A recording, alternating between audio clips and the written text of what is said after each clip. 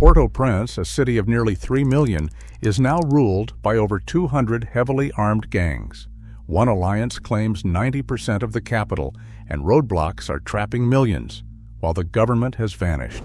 In 2023 alone, more than 3,000 people were killed, and over 100,000 fled in desperation. Even as the Dominican Republic next door grows more prosperous each year, Haiti spirals toward total state collapse. How could two nations on the same island face such drastically different destinies?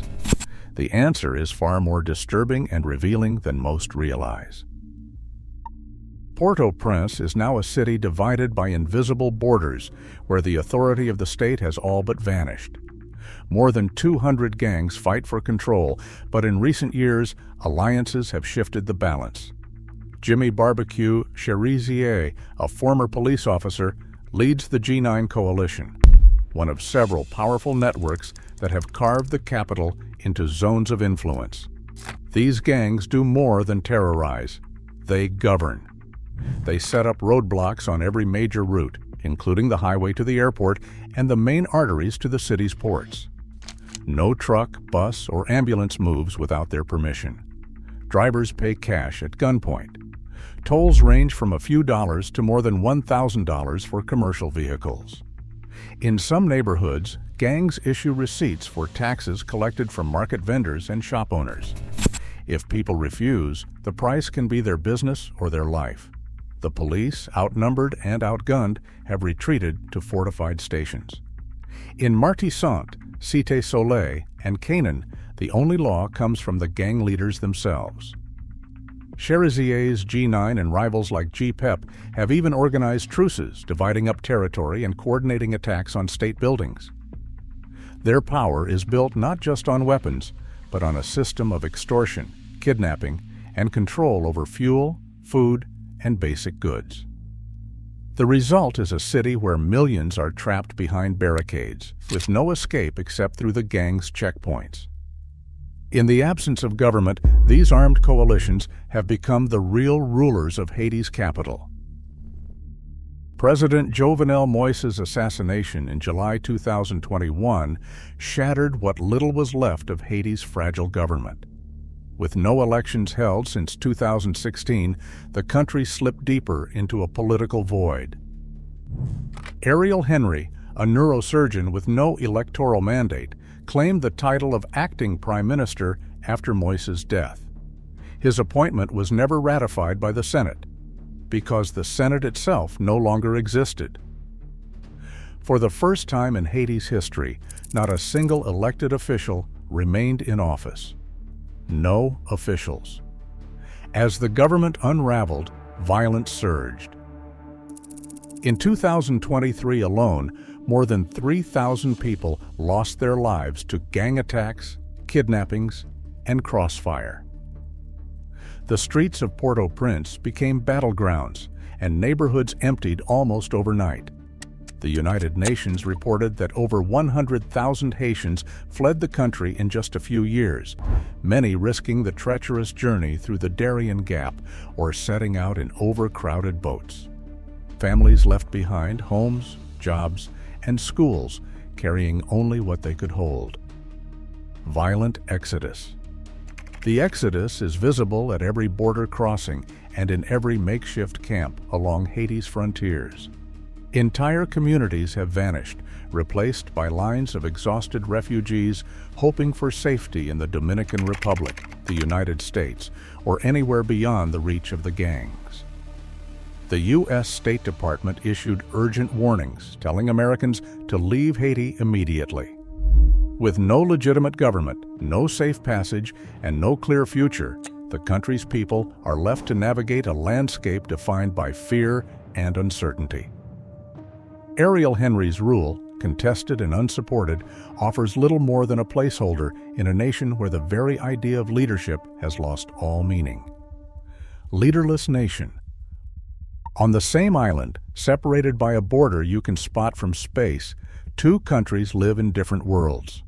The Dominican Republic's economy is at least 4.5 times bigger than Haiti's. Some estimates put it closer to 7 times bigger. When it comes to personal wealth, the gap widens. The average Dominican is 5 to 8 times richer than the average Haitian. In the Dominican Republic, nearly everyone has electricity. 98% of homes are connected. In Haiti, less than half the population can count on the lights coming on at night. Two worlds. Poverty defines daily life for most Haitians. 58% survive on less than $3.65 a day. In the Dominican Republic, that figure is just over 4%. The difference shows up in health, too. Dominicans live nearly a decade longer on average. While one side of the island builds resorts and factories, the other struggles with shortages of water, medicine, and even food. Haiti is now one of only 6 countries outside sub-Saharan Africa where the majority of people live in poverty. The contrast is so stark that the border itself is visible from satellite images. Lush forests on one side, barren hills on the other. Geography alone can't explain it. The divide runs much deeper. Visible. In 1697, the Treaty of Ryswick drew a new border across Hispaniola, handing the western third to France. On that soil, the French built Saint-Domingue into the richest colony in the Caribbean. The engine of that wealth was the plantation, and the fuel was human lives. Over the next century, nearly 800,000 Africans were forced across the Atlantic, more than in any other colony in the Americas except Brazil. By 1789, enslaved people outnumbered whites 16 to 1. The fields of Saint-Domingue produced half of Europe's sugar and coffee, feeding the tastes of Paris and London while leaving its people in chains. The profits poured into Bordeaux and Nantes, building fortunes for French merchants and aristocrats.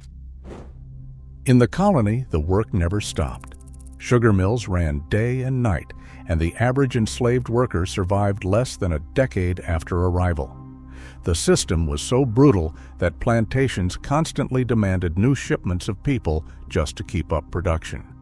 Meanwhile, across the border, Spanish Santo Domingo remained a backwater, smaller, poorer, and with far fewer enslaved laborers.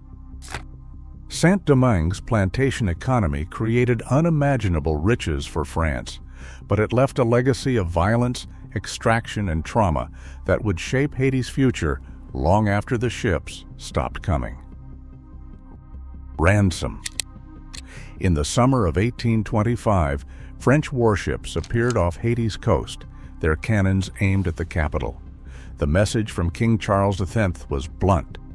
Pay France 150 million francs for the loss of its colony and the people it once enslaved, or face bombardment. The sum was staggering, 10 times Haiti's annual revenue. President Jean-Pierre Boyer, with no hope of international support and the threat of destruction looming, agreed to the terms. The cost of freedom became a ransom, written into a treaty signed under the shadow of naval guns. Double debt. But the burden did not end with the signature. Haiti had to borrow the indemnity from French banks at punishing rates, launching a cycle of debt that hollowed out the nation's treasury. The so-called double debt meant Haiti paid not only the original sum, but also interest and fees on the loans used to pay it. In 1826, the government shipped its entire treasury to France, bags of silver and gold, the last reserves of a battered state. When payments proved impossible, France reduced the total to 60 million francs in 1838. But interest kept compounding. Successive governments borrowed more, refinancing old loans with new ones, always under foreign terms. Legacy. The last payment was made in 1947, after 122 years and at least 112 million francs sent abroad. Had those funds been invested in schools, roads, or hospitals, the New York Times estimates Haiti could have gained between $21 billion and $115 billion in national wealth.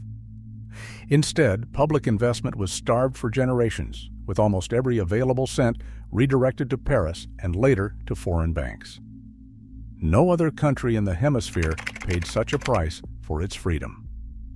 The legacy was a state stripped of resources, unable to build the institutions or infrastructure its people desperately needed. Foreign control over Haiti did not end with the age of empires. In 1915, U.S. Marines landed in Port-au-Prince, beginning a military occupation that would last 19 years. Under the pretext of restoring order, American forces seized control of Haiti's customs houses, the main source of government revenue. With customs receipts in their hands, U.S. officials dictated how every cent was spent, funneling much of it into repaying old debts to foreign banks. At the heart of this system stood National City Bank of New York, later known as Citibank. In 1911, Citibank orchestrated a takeover of Haiti's central bank, installing its own executives and wiring profits directly to New York. Internal memos from the era show bank managers boasting about their grip on Haiti's finances, describing customs as a secure pipeline for debt repayment. The occupation's machinery was built on paperwork as much as rifles. Every import, every export, every tax dollar passed through American hands before reaching the Haitian treasury. Meanwhile, in the Dominican Republic, U.S. troops arrived in 1916, but stayed only 7 years. There, the occupation focused on building infrastructure and establishing a national guard, not on extracting revenue. By the time the Americans withdrew from Haiti in 1934, Citibank's control had set a precedent. Foreign powers could dictate the rules of the Haitian economy from afar. The legacy of these financial arrangements would haunt Haiti long after the soldiers left, shaping the limits of its sovereignty and fueling cycles of instability that no government could fully escape. By the mid-20th century, the island's future was being shaped in the hands of two dictators. In the Dominican Republic, Rafael Trujillo ruled with an iron fist from 1930 until his assassination in 1961. Trujillo's regime was ruthless, marked by censorship, violence, and the massacre of thousands of Haitians at the border. But it also brought a degree of order. After his death, the country moved toward elections, and by 1966, the Dominican Republic had entered a period of relative political stability. That stability became a magnet for foreign investors. Factories, hotels, and export zones began to rise, and the country's gross domestic product per capita started a steady climb that would continue for decades. Haiti's story ran in the opposite direction. In 1957, François Papa Doc Duvalier seized power. He and his son, Jean-Claude Baby Doc, ruled through fear and patronage for nearly 30 years, 20 years longer than Trujillo. The Duvaliers siphoned off aid and investment, using the Tonton Macoutes to enforce their will and crush dissent. Corruption became institutionalized. When the dynasty finally fell in 1986, the state was hollowed out. Foreign capital, wary of instability and violence, stayed away. Haiti's gross domestic product per capita peaked in 1980 and has stagnated or declined ever since, while the Dominican Republic's economy kept growing. The difference is clear in the numbers. Political stability in the Dominican Republic drew in investment and built a foundation for growth. In Haiti, decades of dictatorship, debt, and chaos left behind a fragile state and an economy unable to recover. The gap between the two countries, once narrow, became a chasm visible in every measure of wealth, health, and opportunity. In 2003, President Jean-Bertrand Aristide put Haiti's history on the world stage. He demanded $21 billion in reparations from France. The modern value of the 150 million francs Haiti was forced to pay for its own freedom. Aristide's government sent a formal letter citing international law and the Universal Declaration of Human Rights. France dismissed the demand, calling the matter closed, but in Haiti, the announcement landed like a thunderclap. Within months, armed groups, many led by former soldiers and exiled rebels, began capturing towns in the north. The rebellion swept south, closing in on Port-au-Prince. Reports surfaced of advanced weapons and cross-border support from the Dominican Republic. As the rebels approached the capital, Aristide's pleas for international peacekeepers were rejected by the UN Security Council. On February 29, 2004, U.S. and French officials arrived at the National Palace. Aristide later described being forced onto a plane and flown into exile under armed guard. Phone logs and diplomatic cables, later published by the New York Times, show real-time coordination between Washington, Paris, and local opposition leaders that night. Just hours after Aristide's departure, the UN Security Council voted unanimously to authorize a multinational intervention. An interim president was installed, and the first act of the new government was to withdraw the reparations claim. The evidence, including phone records, diplomatic memos, and first-hand accounts, points to a coordinated effort by foreign powers to end Haiti's push for redress, leaving the question of justice unresolved. The hills of Haiti once stood thick with mahogany and pine, casting long shadows over villages and farms. In 1923, forests covered 60% of the country. Today, just 12% remains. The trees are gone, cut for timber, burned for charcoal, stripped to pay debts and fuel survival. Across the border, the Dominican Republic has preserved nearly half its land as forest, a green line so stark it is visible from space. On the Haitian side, bare slopes bleed into rivers, carrying soil and hope out to sea.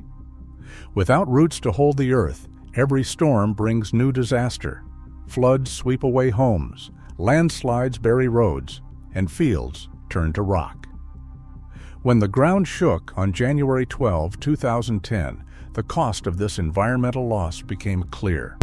The earthquake struck just outside Port-au-Prince, collapsing concrete and crushing lives. More than 250,000 people died in a matter of minutes.